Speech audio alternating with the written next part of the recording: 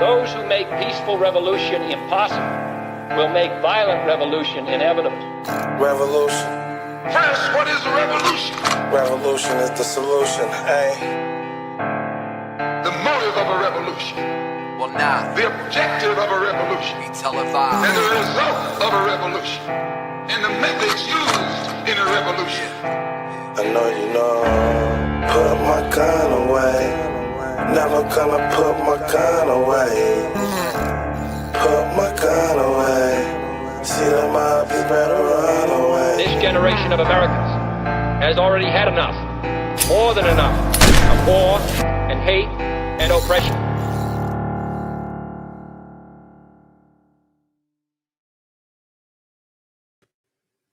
Hello, Internet.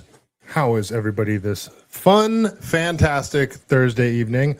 Hope everybody is having a good one. We got a great show for you guys tonight, folks. A great show. Not really. We're going to talk about the California gubernatorial debates. Such a fun word to say. There's been two debates since I talked about California stuff because there's so much other crap going on in this crazy world that we live in. So we're just going to go over a bunch of clips from the debates. We're going to talk about basically what each candidate's policies are, even though most of the Democrat policies are pretty much the exact same. And I'm going to give you my libertarian conservative California perspective on it, just to let you know what you're getting into. And then we'll go over the polls at the end. So I'm only going to do an hour tonight. I don't want to go much longer. I still want to get my run in. I wasn't able to get a run in earlier, so I want to get that in, and I'll still have some daylight if I stop at 7. So let's see. Boss Tina, Yara, nice to see ya.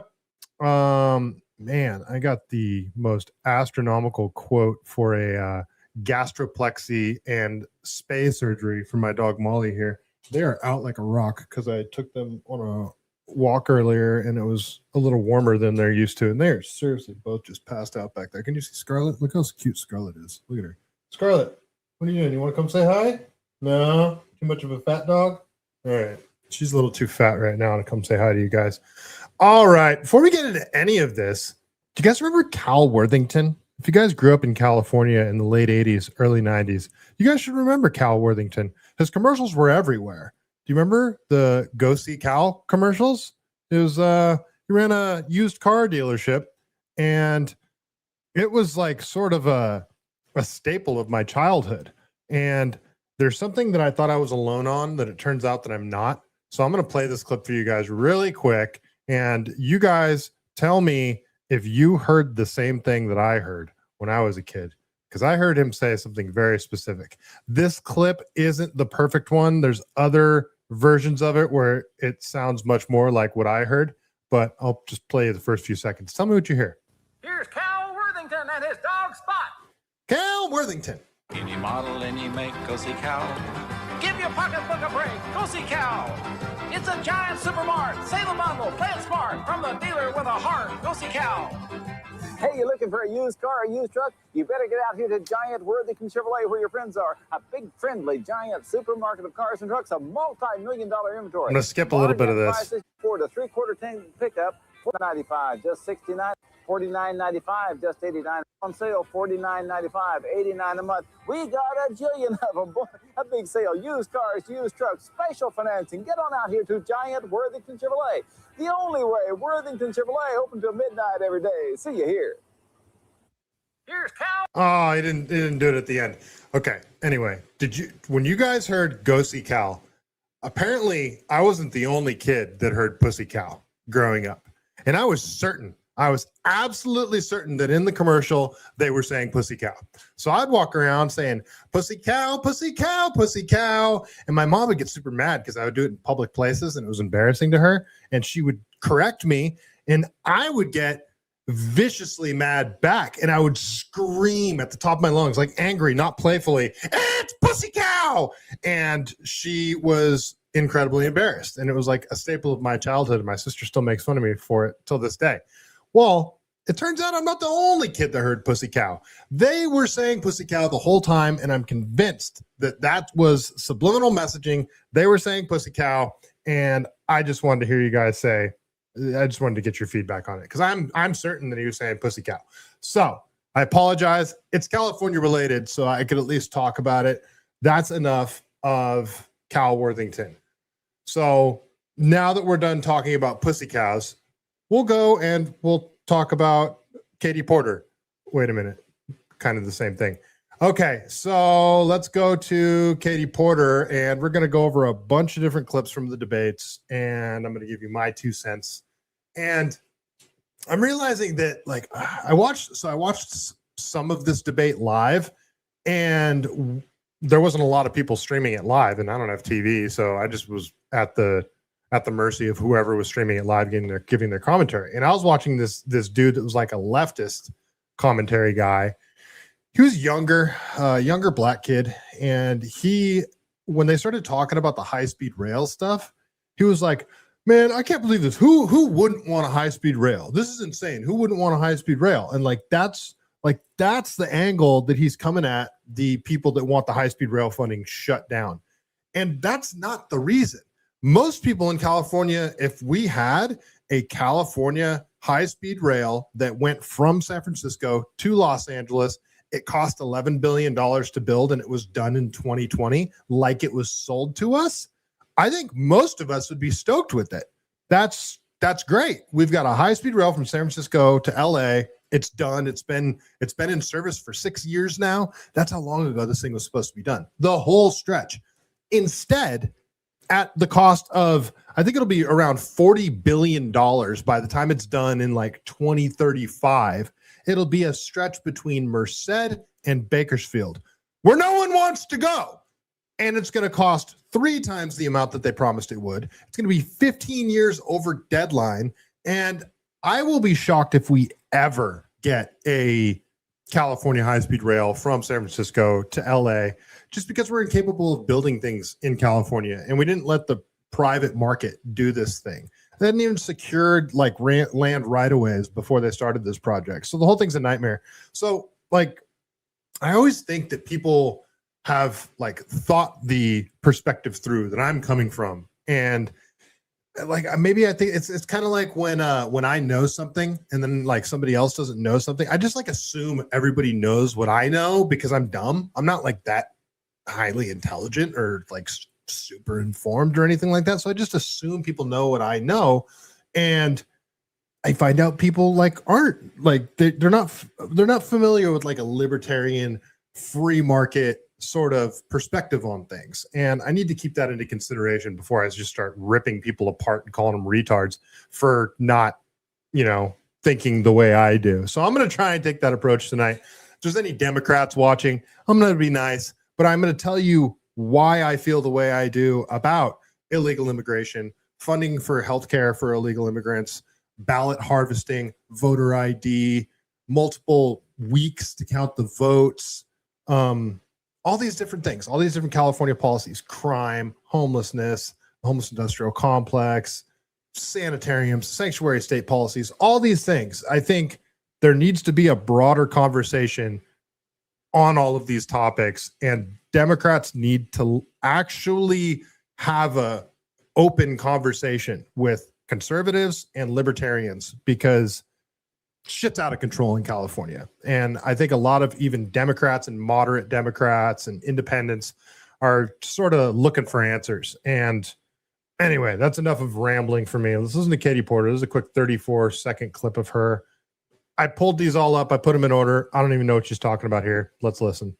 Oh, should probably share that tab instead. I can't believe that on a stage with 30 minutes of interrupting and bickering and name calling and shouting and disrespect for every— Look at the smirk on Steve's face when she's talking about that. That's perfect. That's the look at that was the perfect freeze frame. Look at Katie Porter's Karen face, her pussy cow face, and then you got Steve Hilton over here just smirking at her like you're fucking retarded. And that's just a perfect freeze frame right there. Everyone up here who's stepping into public service, that anyone wants to talk about my temperament. You were actually interrupting them too. I don't know why you want to act like you weren't. Oh, cowboy Steve and I sat here smiling. So right there, she talks about how it's so bad that everybody's calling each other names and cutting each other off. And Chad Bianco lets her finish and says, "You were actually cutting people off too." And then she goes, "Cowboy up, cupcake." That's the exact same thing that you're ripping all them for right now. And she interrupted him to do it. Katie Porter's a freaking walking disaster. At each other because we're just watching you all prove to everyone why they can't vote for a Democrat. Exactly. I can't. And so it was actually kind of interesting. You saw Steve and Chad pretty, obviously they're going to be pretty aligned policy wise, but they were very civil to each other is one thing that I noticed. And I mean, that's probably a good thing. You guys know, well, most of you guys know my opinions on Chad Bianco. I'm not the hugest fan for what he did to Vem Miller. If you're not familiar with that story, you can go back and watch my interview with Vem Miller. That to me is disqualifying, but I would much rather see Chad Bianco in there than Katie Porter. So I'll leave that there. Let's go over to this other clip from Katie Porter where she says some other mindless nonsense. Go ahead. It's the job of the California governor to protect every single Californian. The sanctuary state policy is designed to make sure that our state resources. Those aren't Californians. So right off the bat, it's her job as the governor to protect all Californians. And then she talks about how sanctuary state policies are necessary. Those aren't Californians. And in fact, you're stealing from Californians in order to fund sanctuary state policies. And why does she always have this tone and this look on her face like she's lecturing everybody from some freaking, I don't know, high place? She's horrible. Katie Porter is awful.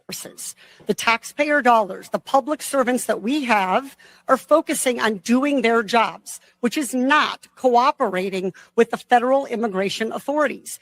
These are Californians. They contribute to our economy. They pay taxes, and they're one of the only ways that our state has been growing in recent years.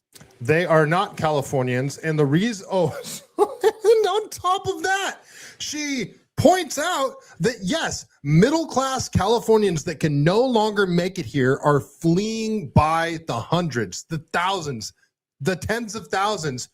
And sanctuary state policies are encouraging people to illegally come here.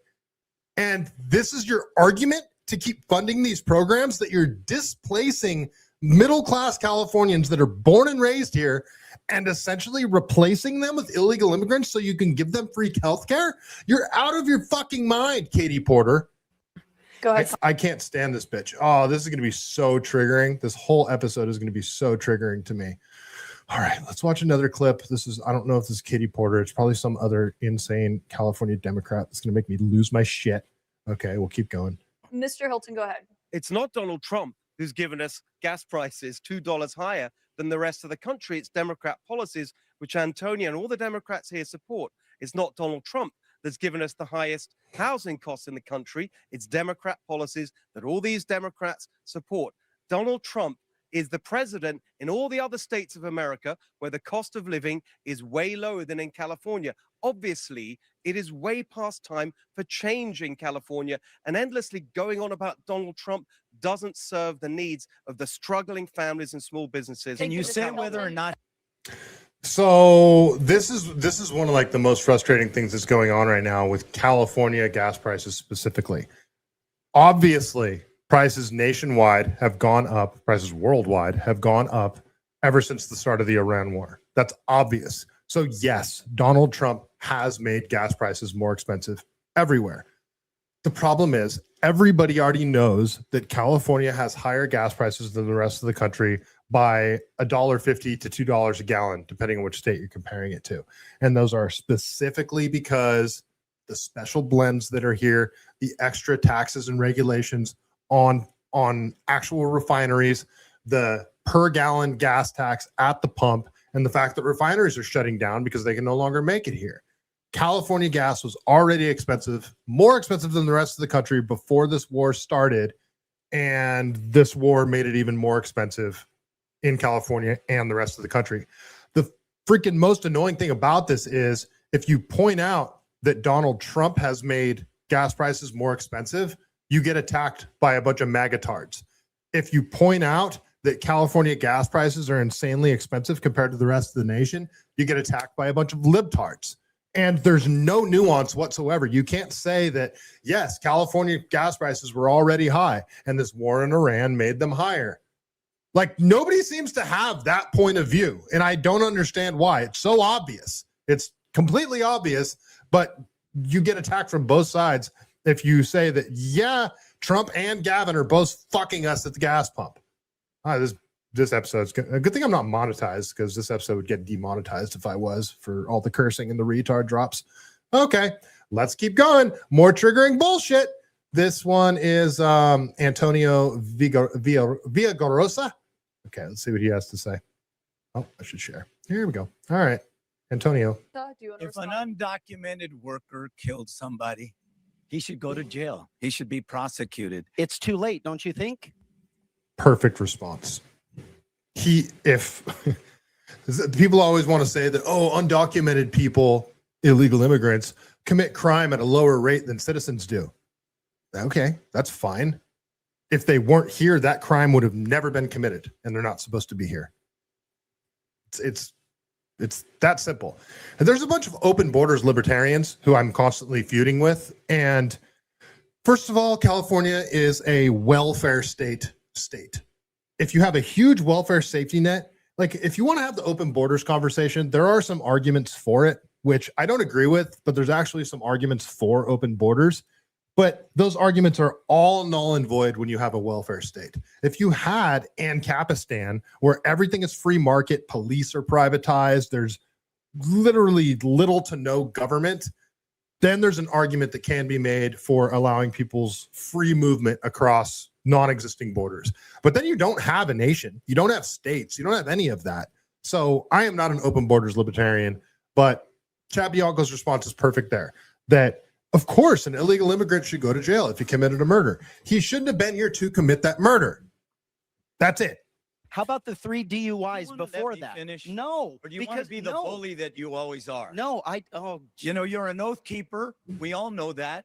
And I'm very proud of it. No, well, you should. I'm very proud of it. And guess what? You're going to swear an oath, and you swore an oath. You should know what you were swearing and be proud of defending it. I don't think an oath keeper is qualified to be governor. I don't think you know what an oath keeper is. Let me answer the question. I said, if an undocumented person committed murder, they should be held accountable. They should go to jail. And you keep on saying that sanctuary prevents violent criminals from being turned over. I said it prevents criminals. As I said earlier. I said it prevents criminals. Don't lie for me. In fact, as I said earlier, thousands have been turned over since 2019. Obviously. Yeah, but not enough. So it is illegal if you arrest somebody that's here illegally on like a minor crime. I mean, even like DUI, it's illegal for local jurisdictions to call up ICE and say, hey, we got someone here illegally. It's illegal for them to do that. They cooperate with ICE when it's like murders and grapes and that type of thing. But that's it. And they don't really cooperate with ICE. And then you've got all these radical sheriffs in certain counties that are super anti-ICE. And yes, so illegal immigrants get arrested for crimes and then they just get let right go. And judges always seem to be more lenient on them than they are on actual citizens. And not enough. Steve Hilton, let me be clear. You know, I know you're recently arrived to California, but if you've read the Bay Area Institute, the UC Merced study, immigrants, if we took them all out, including the undocumented, it would be Nobody says anything about removing immigrants. One of the things that does make America great, and I get attacked, but like people on the right don't agree with me on this stance, is legal immigration. When you have a system that draws the best of the best from all over the world to our nation, when you have a system that incentivizes people to come here that are smart and capable because they want more opportunity than the place that they currently live, and they go through the long, arduous process of becoming a citizen, and they become proud Americans that want to contribute to society, that's a good system. Immigration in that regard is a good thing. But that's not what we're talking about here. Nobody wants to deport freaking Poppy that came here and started a small gardening business, and it blew up into this giant landscaping company where now he employs tons of people legally. Like, nobody wants to do that. People love that somebody has come here and contributed to society. They don't commit crime. They're proud to be an American, and they contribute to the economy. Nobody wants to get rid of legal citizens that did it the right way. And that's the conflation that they do. That's the stupid Democrat trick. $274 billion hit to the California Sheriff Bianco, economy. just to follow up on what you were just saying there, and you said you're a proud oath keeper. Are you referring to the group? I've sworn an oath 3 times to defend my Constitution. An oath and yes, and everybody that wants to, like, again, lie and emotionally get all spun up about the Oath Keeper organization, I just would, before you do that, and I know none of you have, I want you to go read the mission statement of the Oath Keeper mission statement. And the I saw them on CNN attacking the Capitol. And the ACLU. I saw a politician molesting kids. Does that mean you molest kids? What? Exactly. Don't pull those stupid statements out and expect to not be called out. But Sheriff Bianco, you have no reason to. There is you're absolutely not qualified to be governor of California. I am extremely proud of swearing an oath to defend my Constitution against politicians like this. And do you still consider yourself a member of that group, to be clear? No. Okay, thank you, Sheriff Bianco. He kind of pussied out at the last minute there. I actually kind of liked this side of Bianco in this debate. He sort of pulled his balls out and put them right on the table for everybody in this debate, and it was sort of encouraging to see. But then right at the end there, I'm like, he like almost denounces the Oath Keepers organization. I saw them attack the Capitol. I saw feds in the crowd at the Capitol, and I saw pipe bombs planted allegedly by Capitol police officers. But that's a story for another time. All right, let's keep going here. I got quite a few more clips to go through. Geez, we're already 20 minutes in. I'm only planning on going an hour tonight. So, okay, one more clip. Here's Bianco. This is only a 16-second one. Hopefully I don't draw it out into a 5-minute segment. Oh, sorry. Oh, this is Katie Porter again. Congresswoman Porter, your thoughts on the idea of funding healthcare for undocumented immigrants statewide? Yes. Yes, and that's, by the way, what I think Californians deserve as answers to these questions, Alex. And for critics who say that we can't afford it, what do you? I wanted to hear a follow up there because we can't afford it, and this is something that Californians don't seem to understand as well. That, like, when the federal government wants to fund a foreign war or fund a foreign nation that lobbies our government to do things on their behalf, and I'm not saying this is a good thing, but they have a money printer. They have the Federal Reserve, and they can just create money out of thin air. California doesn't have that. Everything that's a state policy, like health insurance for illegal immigrants, that all comes directly out of the pockets of Californians. When I say Californians, I say people that are citizens of this country that live in California. I'm not talking about anything else. Oh, it's going to be so triggering, you guys. We're going to keep going. This was a Steve Hilton clip. Let's see what he says here. So, Caitlin and Alex, it's interesting. We've already seen a couple of things that we'll probably see a lot of in this debate, which is the Democrats who are here who've been responsible for 16 years of one-party rule for everything that we see in California, won't take responsibility, and all they can talk about is Trump.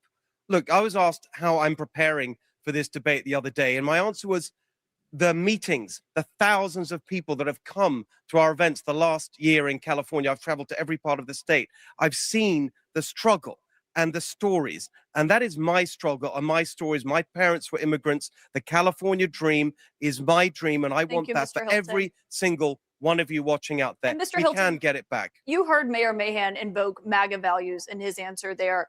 There are more than 2/3 of registered voters in this state who disapprove of President Trump's job performance. Why should voters who are unhappy with the performance of the president vote for the candidate that he's endorsed in this race? So they should vote for the candidate who's got a concrete plan to make our state Cal-affordable. $3 gas, cut your electric bills in half, your first $100,000 tax-free, a home you can afford to buy. It's common sense practical things. Most of my career has been in business. I know how to get things done, and we need to change. We need some fresh thinking after 16 years of one-party rule from these Democrats that have given us the highest poverty rate, as you mentioned, the highest unemployment rate, and the highest cost of living in the country. Solid answers there. Northside over on Rumble, nice to see you. Pete Grabber over on X, good to see you. Okay, you guys, everybody that's watching right now, apparently somebody thumbs this down. Some thumbs the episode down, probably because of my opinions on illegal immigration and sanctuary state policies. If you could all do me a favor, whatever platform you're watching on, go and hit that like button for me. It'd be huge. It'd be a huge help. If everybody that watched the episode, I get like maybe 5% of the people that watch the episode that actually give it a thumbs down too. If you're watching and you don't like it, give it a thumbs down. But if you go and you just hit that button, it would be a huge help and it'll help the channel. So I appreciate it. Comments help too. Comments greatly help the algorithm if you want to contribute to the show here. All right, let's listen to Javier Becerra talking with Antonio Villaraigosa. All right, let's go to this clip. So Mr. Mahan chose to divert from answering the question about affordability to launch attacks. What I would simply say to him is, let's focus on who's raising the cost of living in California the most. And that's Donald Trump. The price of gas has gone up $1 to $2 because of Donald Trump and his war in Iran. So the person that's raising the cost of living the most in California is Donald Trump. Like, is anybody that's listening to this really taking this seriously? Really thinking that the Iran war is what made everything so expensive in California? Yes, it has contributed to gas prices being more expensive and everything downstream from gas prices. But everything was already insanely unaffordable in California before Trump even stepped into office for his second term, or his first term for that matter. Like, it's impossible.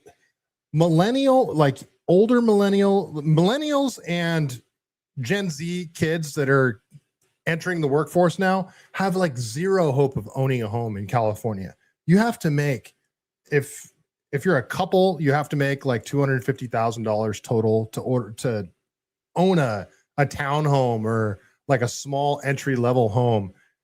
Like myself, I would have to make probably $180,000 in order to be able to afford a tiny house up here in the Santa Cruz Mountains where I want to ultimately buy a house. That's not Donald Trump's fault. It's overregulation, the cost of the permitting process to build new housing. It's like $1 million in permits, just in permits, before you even break ground for a new house in California. And they're not building, 1,500 square foot, 2-bedroom, 3-bath, 2-car garage townhome or ranch style homes anymore. They're not doing that. Now you get all these houses that are crammed next to each other that share a common wall. They got a tiny little fenced backyard. It's all cookie cutter garbage that nobody wants. And they want to cram us in all like sardines, and it's frustrating. Okay, we're 16 seconds in and I'm already triggered. The price of goods, groceries, have gone up in California because of Donald Trump's illegal tariffs. You see, all they can say is not not true. That's just not true. We've had the highest gas prices on average over $2 than the rest of the nation for a very long time. Wow, a freaking Democrat actually points that out. So that's interesting and that's encouraging, even though I think he has no chance of getting past the primary here. But that's interesting to say. Would have seen the best Democrat, which means the best of the worst. I'm not endorsing him. I disagree with him on a ton of things, but I think he has really bad ideas on a ton of things. But I think he is actually a good person. I think he actually does care about California and he does want what's best for people. I just think his approach towards getting there isn't the best approach, and that is Mayor Matt Mahan out of San Jose. So I think this next clip is from Matt Mahan. So let's go to this one. Mr. Hilton, you said you were deeply honored to recently receive President Trump's endorsement. That's despite the fact that 62% of Californians disapprove of the job he is doing. Are those Californians wrong? You have 60 seconds. One of the proudest days of my life was the day I became an American citizen. It happened in a ceremony right here in San Francisco. So it is a deep honor for me to be endorsed by the President of the United States. And here's the thing that's going to help every Californian when I'm governor is that we will have a constructive relationship and partnership with the federal government, which would be the case, I would hope, for any party in that situation, so that we can make things better in California, work with the president and his administration to manage our forests better, to harvest the timber so we can build the single family homes we need. Like, that's a good point that I never hear anybody making. And I live up in the forest, and the idea of chopping down a redwood tree up here is like sacrilegious to even say that. And it's funny because we had these massive fires up here in the Santa Cruz Mountains, and a lot of it was because you can't even do controlled logging up here. I'm not talking about going in clear cutting forests, but there should, like, this is a huge economy that we could have out here without destroying the forest. In fact, actually helping preserve the forest if you can thin it out in a controlled way. And when loggers have to go in and pick which trees or trees are designated to be chopped down, they have to build little fire roads to get to these, and they have to clear brush away. All of this stuff helps fire mitigation, but I don't hear anybody talking about that except for Steve Hilton. So that's a really good point. Young families to work to increase California energy production as he wants to do, so we can lower gas prices, to fight the fraud in our government so we can cut spending and cut taxes, to work to enforce our immigration laws in all these areas and more. It will benefit every Californian to have a governor who is a partner on these issues, Mr. Hilton, with the president and his. So on top of the allowing small regulated logging in like the Santa Cruz Mountains or out in the Sierra Nevadas, and it's like sacrilegious to say around here in California, but believe it or not, it is an actual environmentalist policy. You do have to thin out the forest and clear the underbrush. But if you don't have loggers doing it, then you have to pay people with tax dollars to do it.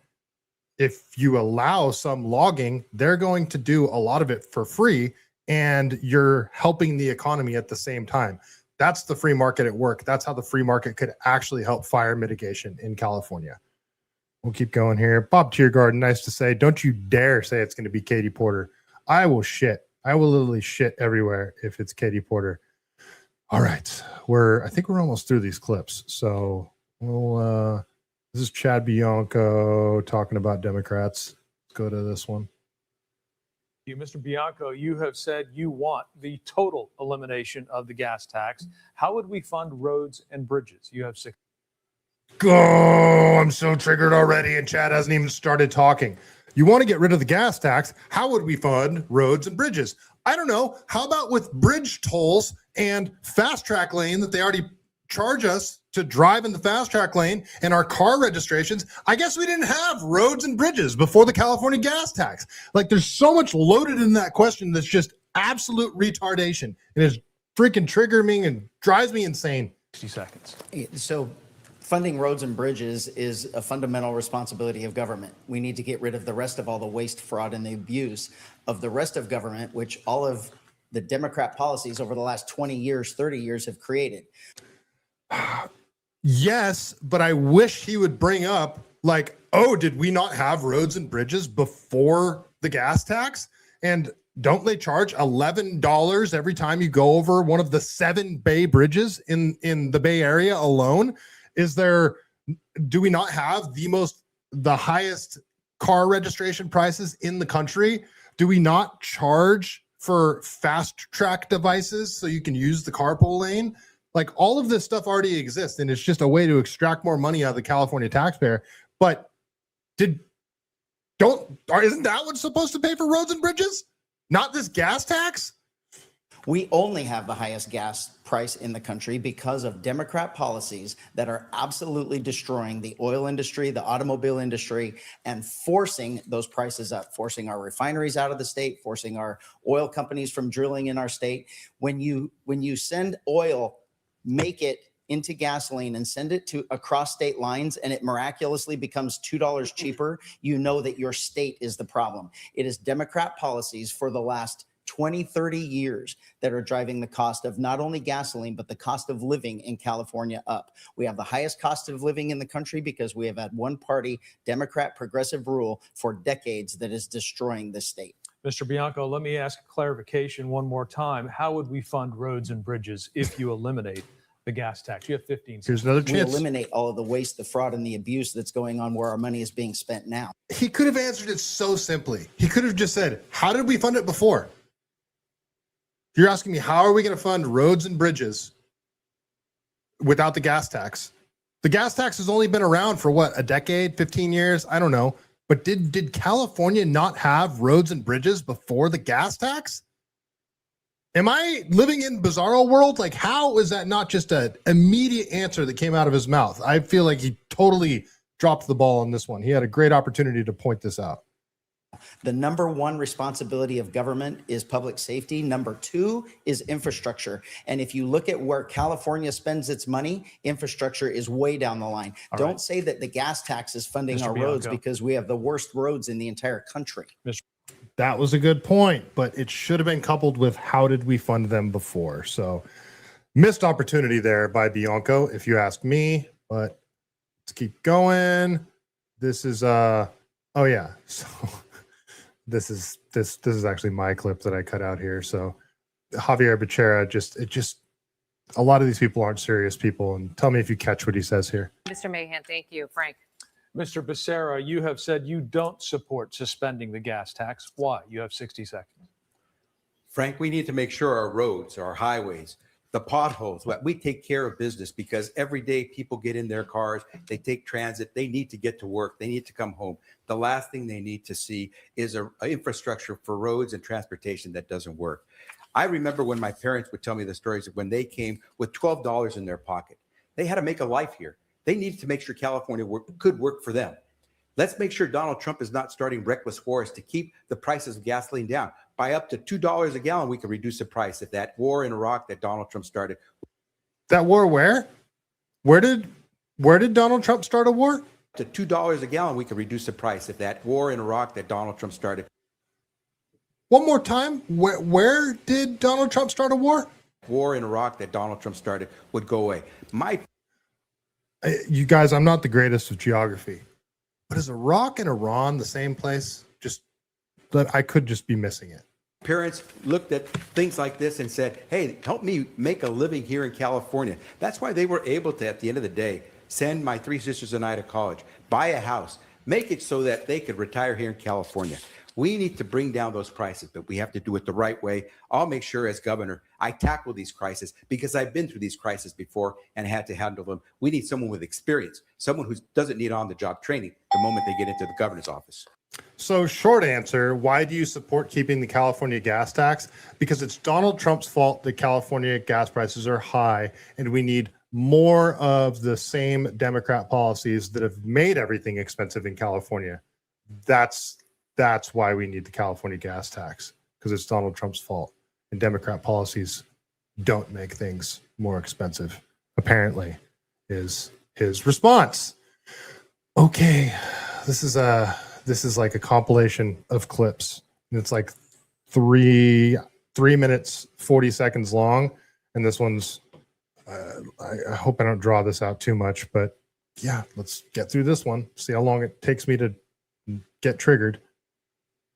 What grade would you give him on homelessness? What, if anything, would you do differently? You have 60 seconds. I'm a notoriously tough grader, but I would probably give him a B on homelessness.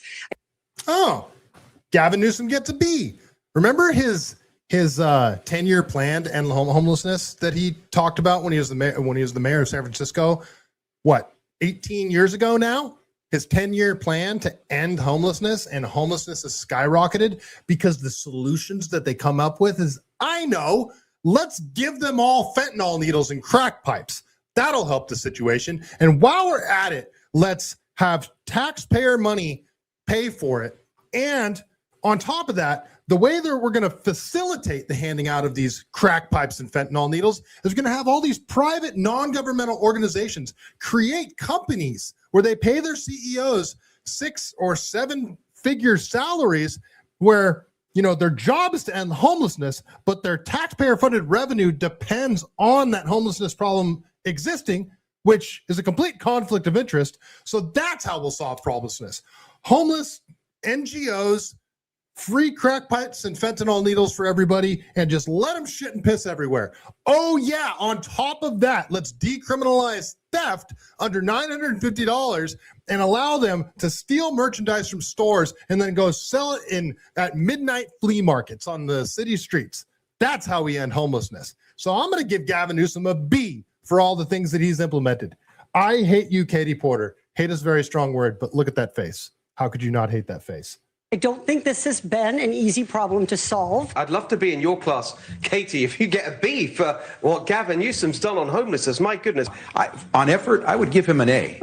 Hey, for effort, guys. Look, I'll give him a B on Care Court and Prop 1 and many of the important initiatives that he championed where I've been proud to stand with him. You see what's happening here, right?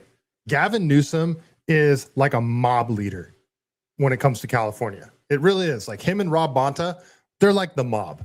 That's how California is run. And they cannot cross that guy. They cannot cross Gavin Newsom because they want their political career to keep failing upwards. They cannot cross Gavin Newsom because that's how his career went. He just continues to fail upwards. And I think he very well could fail his way upwards into the White House if people don't play their cards right. Because like the current Trump administration. You guys think I'm insane for saying that, but I think there's a very strong chance that Gavin Newsom could be the next president of the United States of America. And this is my the Democrat that I despise the most or despise the least right here, Matt Mahan. He kind of did a good job with homelessness in San Jose in terms of you don't see as much homelessness in San Jose anymore, and that's the town I was born and raised in. But apparently, he just kind of pushed them out to other cities. He didn't actually solve many of the problems. We'll continue. I'm going to give us all, though, a D on implementation. No, we cannot keep going in this direction with Democrats constantly going for their insatiable appetite for more and more taxes for their bottomless money pit. And see, Steve's in the same boat that I am here. You see the little vein popping out of his neck when he hears these insane ideas and them just doubling down on these horrible, horrible policies that have failed time after time after time. Like Steve gets just as pissed about it as I do. If you guys want to know more about Steve Hilton, go to my my playlist here and you can watch my interview with Steve Hilton. Now the mileage tax, they want to track you everywhere you drive. No. The only housing Tom Steyer's built has been private prisons and ICE detention centers. Here's the truth. The reality is when you build interim housing, and what Tom's pointing to is the San Jose model. We've built interim housing, dignified alternatives to the streets.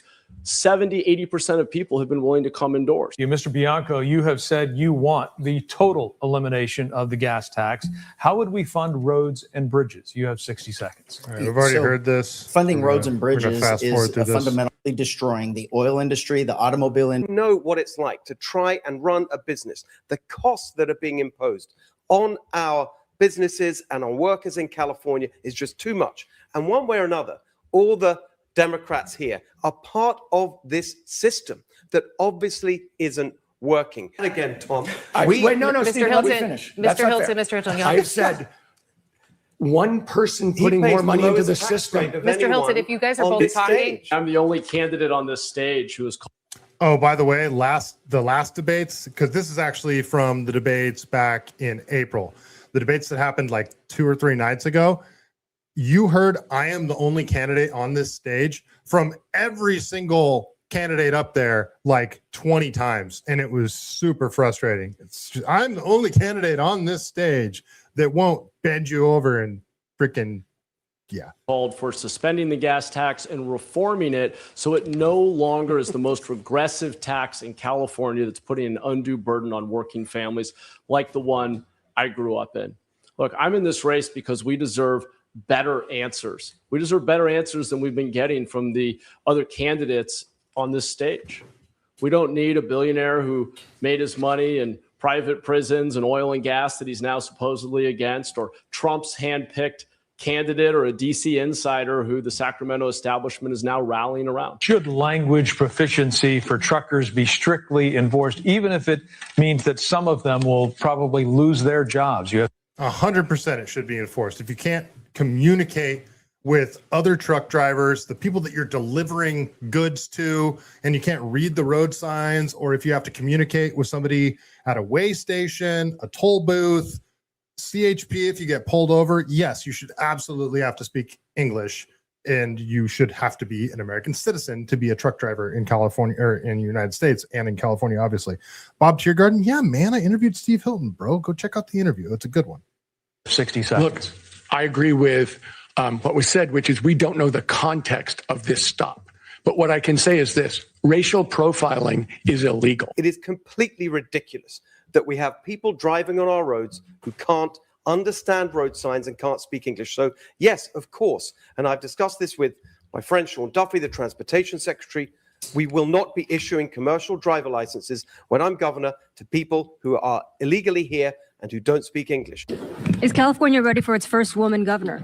I sure as hell hope so. I'm definitely ready for the first female governor. Look, I think the allegations against Mr. Swalwell, what we've seen with Mr. Epstein, I think this is an important time for women to lead.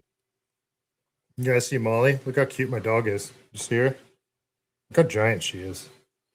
All right. I think I got a couple more. Oh, no, I think that's the end of the clips from the debate. So I don't know.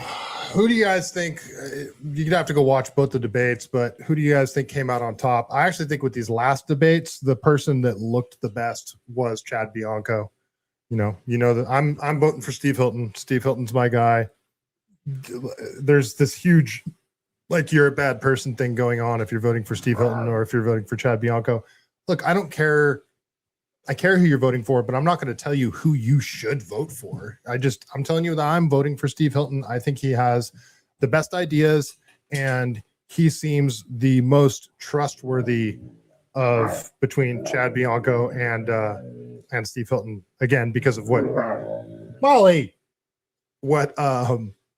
what Chad Bianco did to Vem Miller and Bob Tiergarten. By the way, I interviewed a guy named Vem Miller after I interviewed Steve Hilton. So it's the next one. If you scroll down on my live streams, it's the next interview, and I highly recommend you listen to that one too, because it's definitely eye-opening in terms of Chad Bianco's sort of I don't know, his values, I guess. Yara, Molly says hi too. All right, let's keep going here. So this is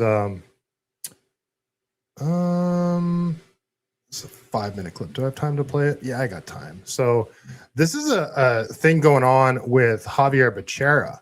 It's this basically like a campaign spending scandal that he's had going on for quite a while, and it does not look good. And I think Javier Becerra is who the Democrat establishment would like to be the next candidate.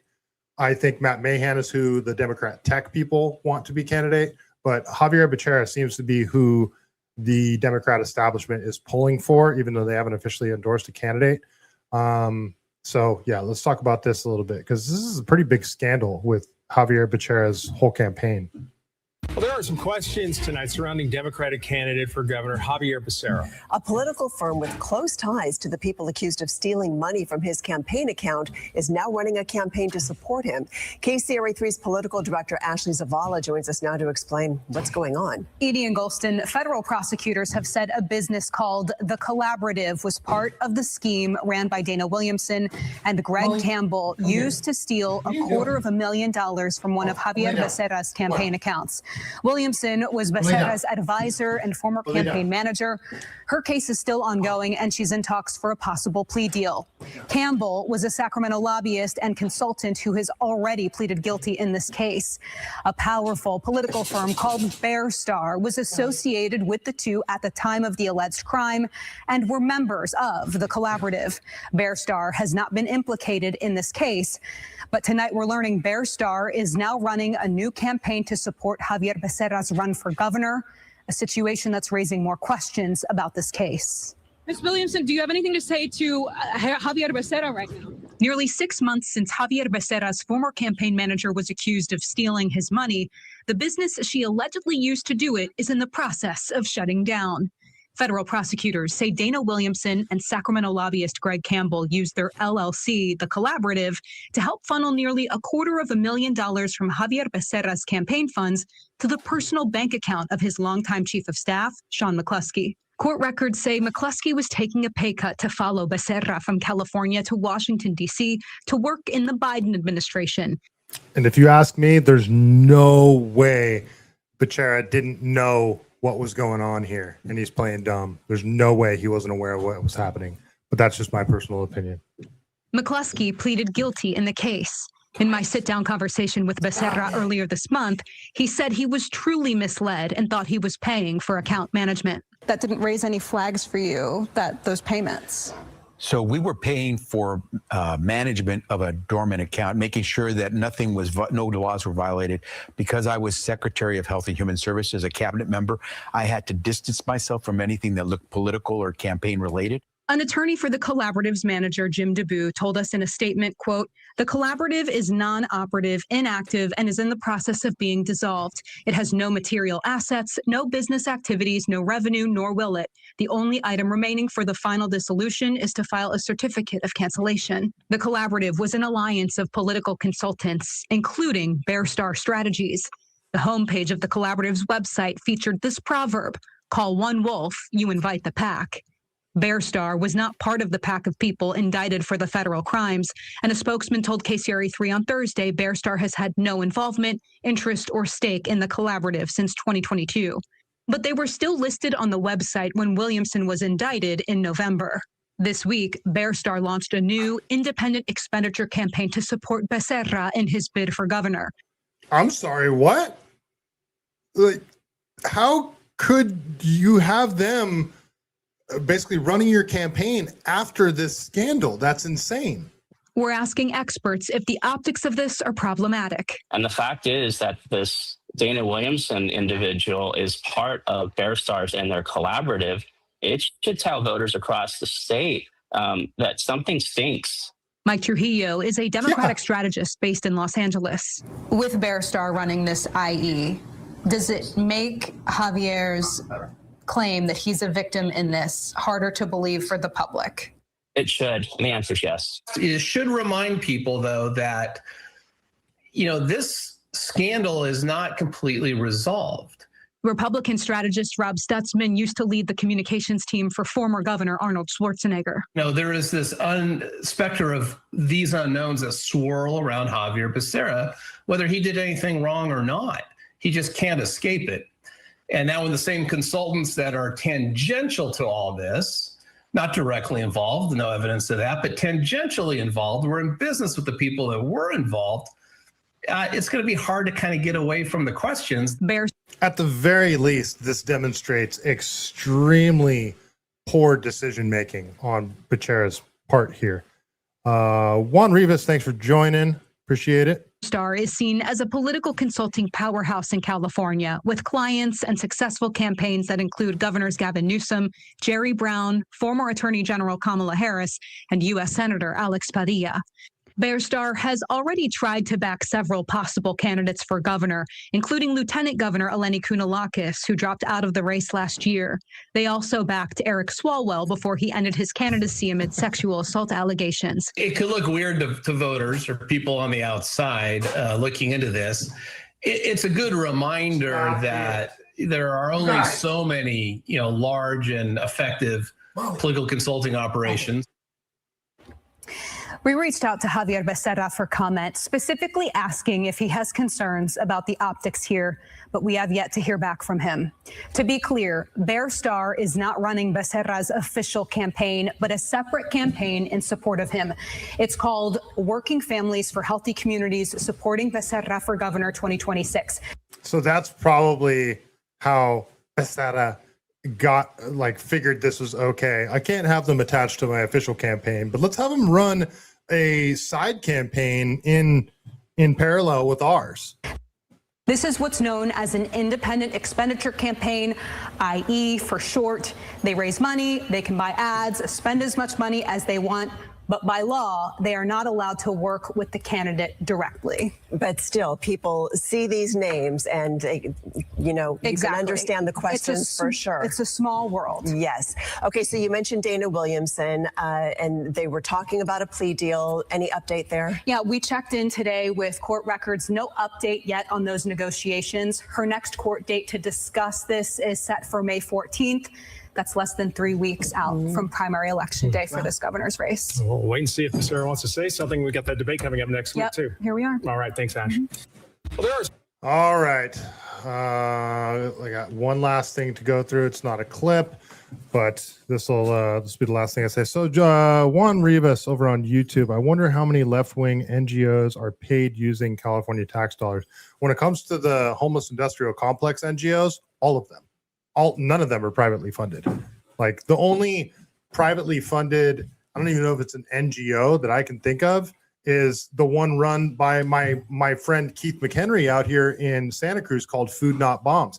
They don't contribute to political campaigns. All they do is actually try to feed homeless people and get them into treatment. Like that's what they do. Food Not Bombs. It's actually a great organization and they don't get taxpayer money. So that's one organization that's actually trying to make a difference here in California that should be supported. But to answer your question, all these NGOs are getting taxpayer money. It's this huge scam that is, just if your organization exists to solve the homeless problem, but your organization's existence depends on that problem existing, what incentive do you have to solve that problem? So it's this whole circular conflict of interest, money laundering, fraudulent scheme, if you ask me. All right, let's go over to the polls really quick. So the latest polls, when you average them all together, you've got Steve Hilton and Javier Becerra at 18%. So they're pretty much tied, but I mean, it's a very small percentage. So 18%, but they are way ahead of everybody else when you're looking at, every percentage point when it's that small of percentages makes a big difference. So the next runner up is Chad Bianco. So 2 of the 3 top candidates are Republicans. Chad Bianco at 14%. But again, like if Chad Bianco dropped out, essentially add that percentage to Steve Hilton, and he's essentially a shoo-in to get past the primary. I still think that luckily there's so many Democrats that are running that are going to spread their votes thin, spread the Democrat vote thin. I think we still probably will end up with a Republican and a Democrat, but we're not going to end up with 2 Republicans. You're not going to get Chad Bianco and Steve Hilton to choose from. That's not going to happen. So, I mean, I wish at this point, there's 1 or 2 polls that are actually showing Chad Bianco ahead of Steve Hilton, but I'm not putting too much stock in that. So those are the averages. So you've got Steve Hilton, Javier Becerra at 18%, Chad Bianco at 14%. And then you've got Tom Steyer coming in at 12%, and 14% are undecided. So I don't know what Katie Porter, Matt Mahan, and Antonio Vigarosa are coming in at right now. But recent polling averages from sources like 270 to win, which is probably the highest ranked poll out there. You guys, my dogs are losing their minds out here, and I think I got to let Molly out because I'm smelling Great Dane farts, so I got to make this quick. So 270 to win, and Wikipedia aggregations indicate a tight race. Steve Hilton at 19%, Javier Becerra at 14.7%. So that's much better for Steve Hilton. And then Chad Bianco coming at 13.2%. Tom Steyer at 15.4. Oh, okay. So that actually puts Tom Steyer in second place after Steve Hilton. So Tom Steyer is a radical freaking leftist. I think him and Katie Porter are the worst possible candidates that anybody that has a conservative bone in their body would want to be governor of California. The primary is on June 2nd, you guys. So most people don't vote in the primary. Only people that are politically informed or politically involved vote in the primaries. If you want a Republican in the general, you got to show up for the primaries on June 2nd. Ballots have already been mailed out. From my understanding, Swalwell's still on the ballot. So that's kind of interesting. It's actually a good thing. Some dumb Democrats are just going to vote for him because they have no clue what's going on. They see, oh, Swalwell, I know that name, and I didn't know that he's involved in a massive sex scandal. So that's it. Primary on June 2nd. Who are you guys voting for? Let me know in the chat. Give this stream a like. I would really appreciate it. Send it to a friend. Trying to grow my YouTube channel, my insanely rudimentary run YouTube channel with my insane dogs playing in the background. Here, can you guys see how bonkers my dogs are? Look at what they're doing back here. Like, this is what's going on behind me when I'm trying to do a live stream. This, a Great Dane and a Pit Bull, freaking Horse Dog and Meatball. That's their names. Horse Dog and Meatball. I'm just kidding. It's Molly and Scarlet, just so you know. All right, you guys, you're the best. Thank you so much for hanging out. Bob Tiergarden, Juan Rivas, haven't seen you before. Thanks for joining the stream. I appreciate it. Yara, as always, you're the best.